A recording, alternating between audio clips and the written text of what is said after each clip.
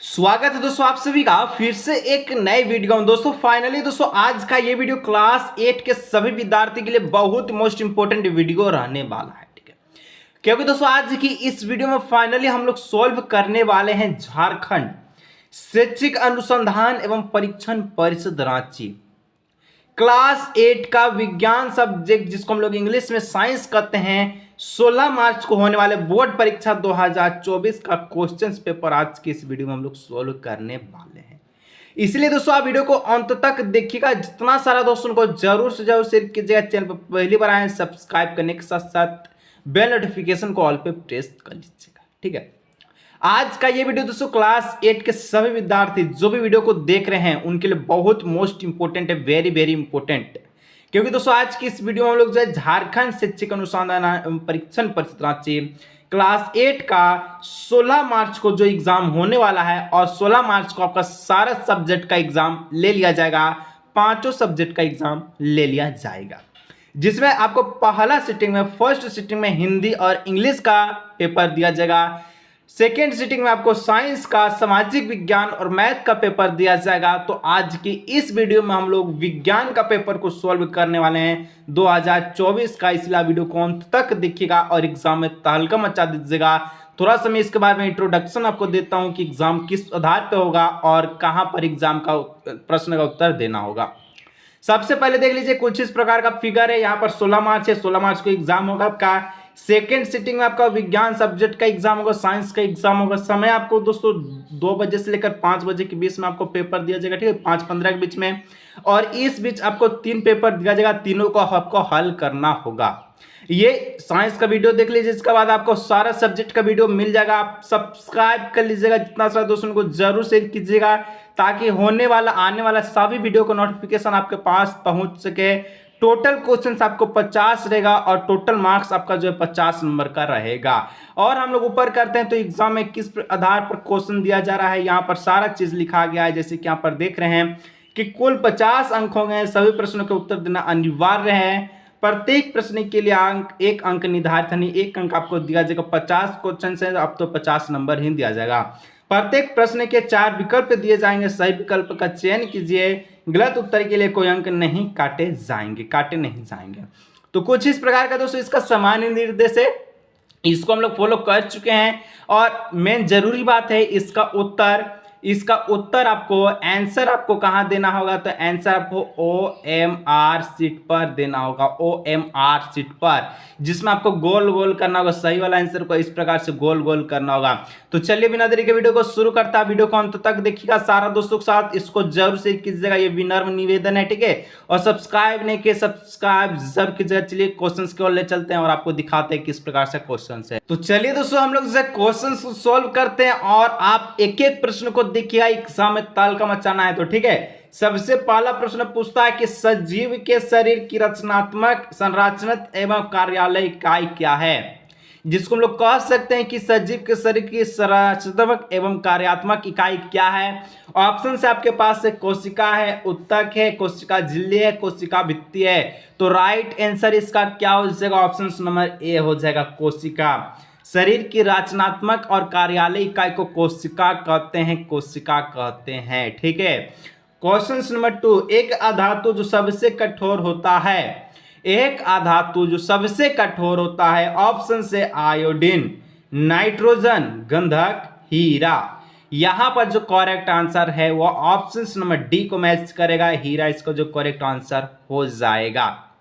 जितना सारा प्रश्न बता रहे हैं अंत तक वीडियो को देखिएगा। एग्जाम में तहलका मचाना तो जरूर दोस्तों के साथ शेयर कीजिए ताकि वो भी तहलका मचा सके, ठीक है। 3 नंबर, बीमारी पैदा करने वाले सूक्ष्म जीवों को नष्ट करने अथवा उनकी वृद्धि को रोक देने का काम करने वाले औषधि हैं। ऑप्शन से प्रतिरक्षी, रोगजनक, रोगवाहक और प्रतिजैविक। इसका जो correct answer option number B जो कि आपका प्रतिजैविक इसका करेक्ट आंसर हो जाएगा, ठीक है।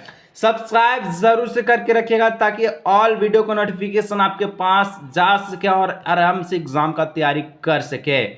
4 नंबर क्वेश्चन है, लोहे के पुलों को जंग से बचाने के लिए किस धातु का विद्युत लेपन किया जाता है। जो भी अगर आप देखे होंगे लोहा का पुल, बड़ा बड़ा लोहा का जो पुल होता है जिस पर सड़के के माध्यम से वाहन जो इधर से उधर चलते हैं, ठीक है। तो उसमें अगर आप लोहा का चीज देखें तो उसमें किसका विद्युत लेपन, मतलब समझिए कि उसमें किसका परत चढ़ाया हुआ रहता है, इस प्रकार का पट्टी मारा हुआ रहता है। तो उसमें जिंक का पट्टी मारा हुआ रहता है, जिंक का, ठीक है। ऑप्शन नंबर सी हो जाएगा, जिंक इसका करेक्ट आंसर, ठीक है। आगे बढ़ते हैं 5 नंबर प्रश्न। 5 नंबर कहता है वृषण एवं अंडाशय द्वारा स्रावित हार्मोन कहलाता है। वृषण और अंडाशय के द्वारा स्रावित हार्मोन क्या कहलाता है? तो ये जो कहलाता है लैंगिंग हार्मोन कहलाता है। ऑप्शन नंबर 20 का जो करेक्ट आंसर हो जाएगा, ठीक है। 6 नंबर, गिरते हुए आम पर कौन सा बल लगता है? तो न्यूटन बाबा का, आप क्या सर न्यूटन बाबा को आप जानते होंगे, जो कि ग्रेविटेशनल फोर्स का खोज किया, गुरुत्वाकर्षण का खोज किया था। न्यूटन बाबा इस प्रकार से बैठा हुआ था, एक वृक्ष था, वृक्ष आपको याद होगा, यह वृक्ष आपका सेव का था, एप्पल का था वृक्ष, और एप्पल का वृक्ष था, ऊपर से न्यूटन बाबा नीचे में बैठ रहे थे, ठीक है। और बैठते बैठते देखते हैं कि उनके ऊपर एक सेव गिरता है, और सेव गिरने से क्या किए, तो एक नियम का खोज कर दिया जिसका नाम था गुरुत्वाकर्षण बल। तो जब सेव ऊपर से गिरा, चाहे आम गिरेगा, चाहे सेव गिरेगा, चाहे कुछ हो गिरे, ठीक है, तो इसको हम लोग कहते हैं गुरुत्वाकर्षण बल के कारण। वो कोई भी वस्तु अगर ऊपर से नीचे आ रहा है, ऊपर से नीचे आ रहा है, तो गुरुत्वाकर्षण बल के कारण ही आएगा। तो इस प्रकार से ऑप्शन नंबर सी हो जाएगा गुरुत्वाकर्षण बल, ठीक है। आगे बढ़ते हैं 7 नंबर। तो 7 नंबर आपसे कह रहा है कागज के कप में पानी डालकर गर्म करने पर क्या होगा? यदि आपके पास कागज है, कागज को अगर आप कप बनाते हैं कुछ इस प्रकार का, उसमें पानी डाल लेते हैं और नीचे से माचिस से आग लगाते हैं, आग लगाइएगा तो कप नहीं जलेगा। क्यों नहीं जलेगा? क्योंकि ये ज्वलनशील पदार्थ नहीं होगा। क्यों नहीं होगा? क्योंकि इसमें पानी का मात्रा बढ़ जाएगा, और जब पानी का मात्रा बढ़ेगा तो ये जो कागज का कप है नहीं जलेगा। इसलिए हम लोग कह सकते हैं कि जो कागज का जो कप होगा नहीं जलेगा। Option number B is the correct answer, question number 7, ठीक है।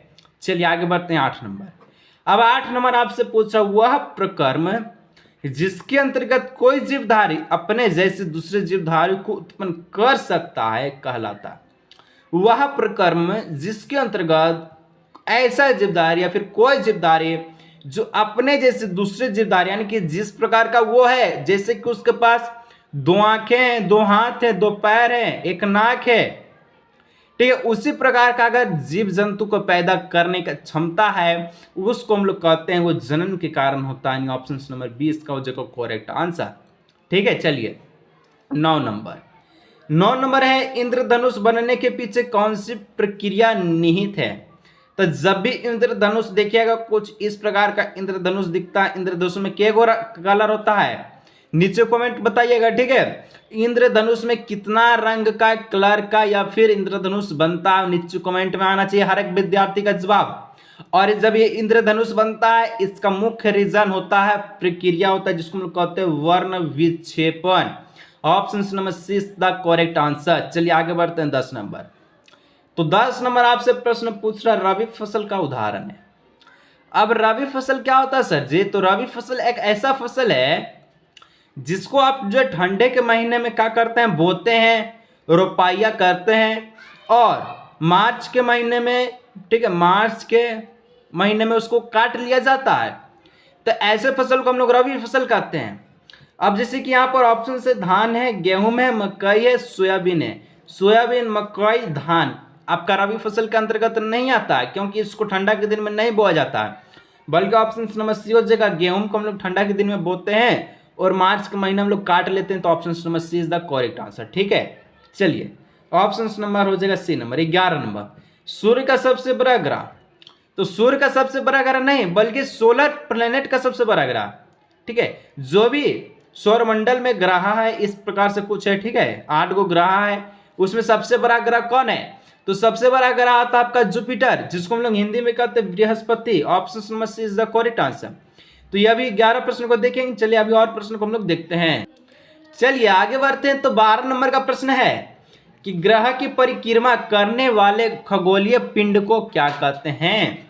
जो भी ग्रह की परिक्रमा कर, परिक्रमा का मतलब एक बात समझिएगा कि गोल गोल घूमना को परिक्रमा हम लोग कहते हैं, इस प्रकार से करना को परिक्रमा कहते हैं। और इसको हम लोग क्या कहते हैं, तो इसको हम लोग कहते हैं उपग्रह कहते हैं। जो ग्रह का परिक्रमा करे उपग्रह, जैसे कि आपका पृथ्वी एक क्या है, मान के चलिए पृथ्वी है, तो पृथ्वी आपका एक ग्रह है, ठीक है, ये ग्रह है। लेकिन जो चंद्रमा है, ठीक है, मान के चलिए चंद्रमा है, तो चंद्रमा आपका क्या है, ये उपग्रह है। क्यों उपग्रह है सर, क्योंकि आपका पृथ्वी है तो ये चंद्रमा है, और चंद्रमा पृथ्वी के चारों ओर इस प्रकार से गोल गोल चक्कर लगाता है, गोल गोल परिक्रमा करता है, ठीक है।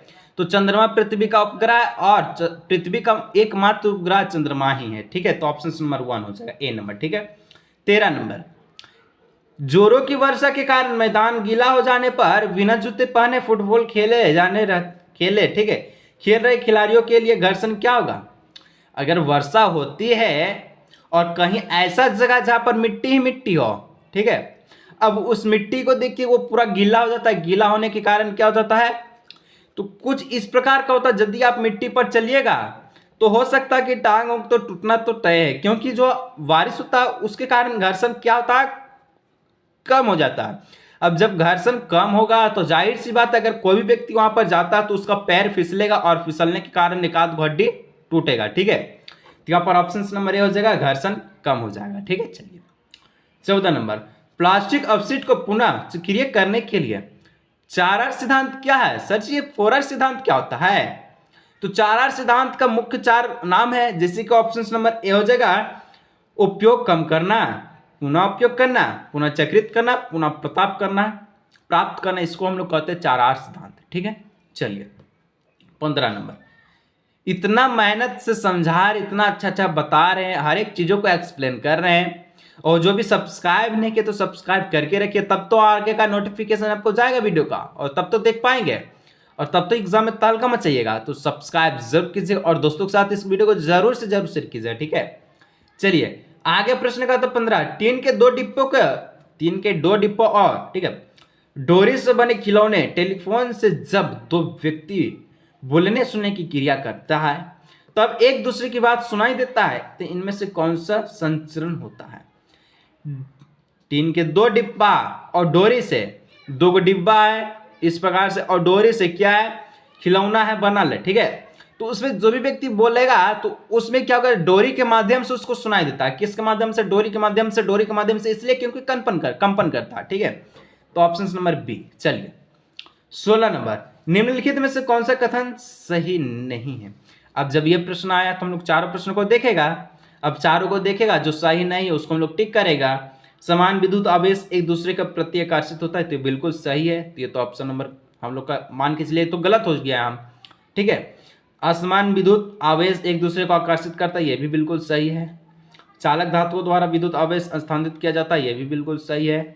समान विद्युत आवेश एक दूसरे को आकर्षित करता, ये गलत है, ये तो बिल्कुल गलत है। एक दूसरे को आकर्षित नहीं करता है, तो ऑप्शन नंबर डी इसका हो जाएगा करेक्ट आंसर, ठीक है। चलिए आगे बढ़ते हैं 17 नंबर, झारखंड के अनेक जगहों पर भूमि के अंदर, ठीक है, आर्सेनोपाइट नामक खनिज पाए जाने के कारण भूमिगत जल किस तत्व से विषाक्त होता है, तो इसका ऑप्शन नंबर ए हो जाएगा आर्सेनिक, ठीक है।